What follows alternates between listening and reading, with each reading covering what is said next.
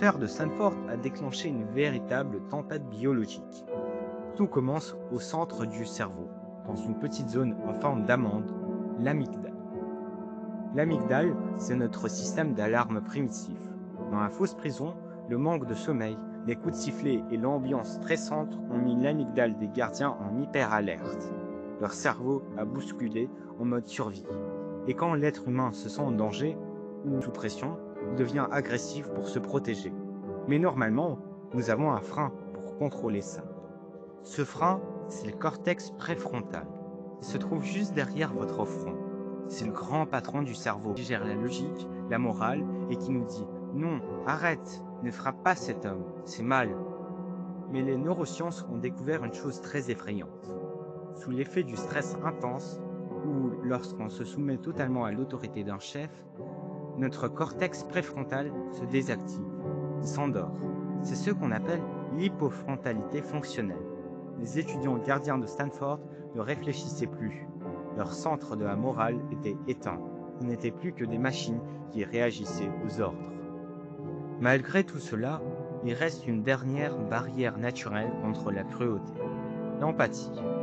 Dans notre cerveau, nous possédons des neurones miroirs. Quand vous voyez quelqu'un pleurer ou souffrir, ces neurones s'activent et simulent la douleur dans votre propre tête. Souffrez avec lui. C'est la base de notre humanité. Mais rappelez-vous de ce que j'ai dit plus tôt. Les prisonniers n'étaient plus considérés comme des humains, ils étaient devenus des numéros. Et c'est là que le piège biologique se referme. Les études montrent que si notre cerveau considère l'autre comme un objet, un ennemi ou un simple numéro 416, les neurones miroirs refusent de s'allumer. Le réseau de l'empathie se déconnecte totalement.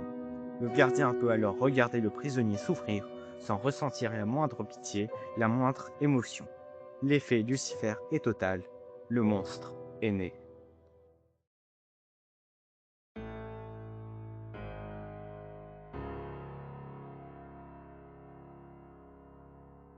On pourrait bien sûr se rassurer en se disant que l'expérience de Stanford, c'était il y a plus de 50 ans dans un vieux sous-sol universitaire. Mais la vérité, c'est que l'expérience n'a jamais vraiment pris fin, il a juste changé de forme. Aujourd'hui, la prison de Stanford se trouve dans vos poches. Internet et les réseaux sociaux ont créé les conditions parfaites pour fabriquer des monstres. Pensez-y, vous avez l'anonymat garanti grâce au pseudonyme, vous avez l'absence totale de figure d'autorité car il n'y a pas de police physique sur Internet. Et surtout, vous avez la distance. C'est ici que naît le cyberharcèlement. Quand un groupe s'en prend à un élève sur les réseaux, c'est l'hypofrontalité en pleine action. L'agresseur ne voit pas les larmes de sa victime, il ne voit qu'un écran de verre. Comme je l'ai dit plus tôt, sans contact visuel, les neurones miroirs de l'empathie restent totalement éteints. Pire encore, le cerveau de l'agresseur est récompensé. Chaque j'aime, chaque commentaire qui valide une insulte agit comme une validation du groupe. Le harceleur se sent puissant. La destruction de l'autre est devenue un jeu, un moyen d'augmenter son statut social. Dans les jeux vidéo en ligne, on retrouve cette même mécanique.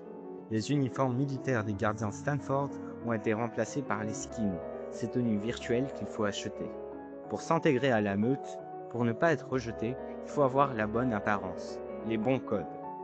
Ceux qui sont différents, ceux qui ne rentrent pas dans le moule, redeviennent les numéros 416, les boucs émissaires. Le harcèlement n'est plus juste une petite bagarre dans la cour de récréation, c'est une machine impitoyable qui traque la victime jusqu'à l'intimité de sa chambre, avec la complicité silencieuse de tous ceux qui regardent l'écran sans rien dire.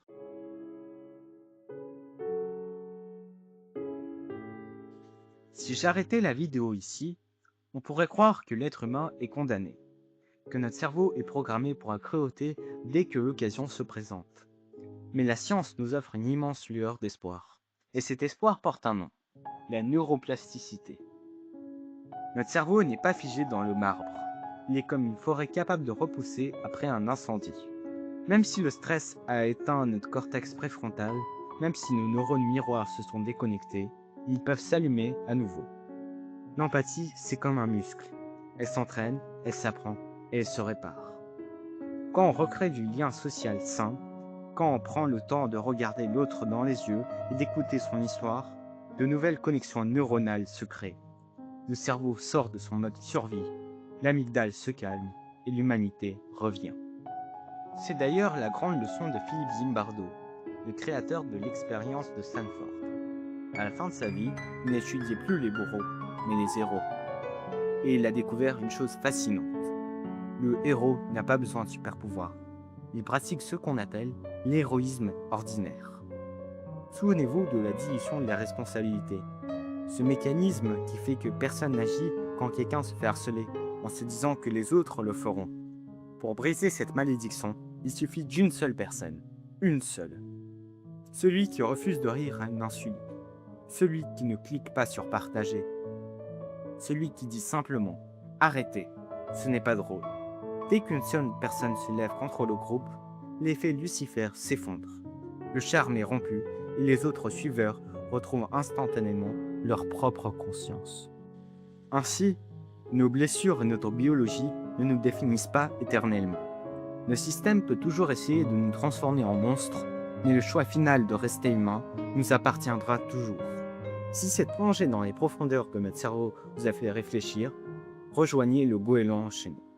Abonnez-vous, partagez cette vidéo pour briser l'ignorance et n'oubliez jamais de cultiver votre empathie. C'était le goéland. À très bientôt.